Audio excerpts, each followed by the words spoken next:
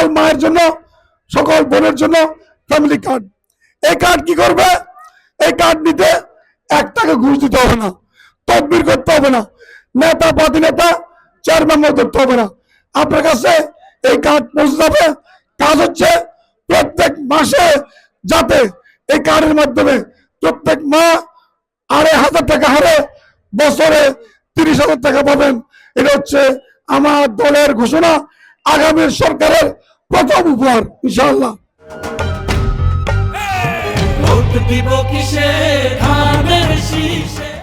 এরপরে আমার কৃষক ভাইরা যারা আমাদের অন্যের যোগানের ব্যবস্থা করেন, সেই কৃষক ভাইদের জন্য কৃষক কার্ড। এই কার্ডের মাধ্যমে এই মায়েদের ফ্যামিলি কার্ডের মতো করে বিনা তদবিরে বিনা ঘুষে এই কার্ড পাবেন। এই কার্ড পেলে কি হবে? কোন কৃষক এখনকার মতো উচ্চ মূল্যে সার, বীজ, কীটনাশক, কৃষি যন্ত্রপাতি কিনতে হবে না। এগুলো ওনাদের কাছে, কৃষকদের কাছে ন্যায্য মূল্যে এবং অনেক সময় বিনামূল্যে পৌঁছে যাবে এগুলো।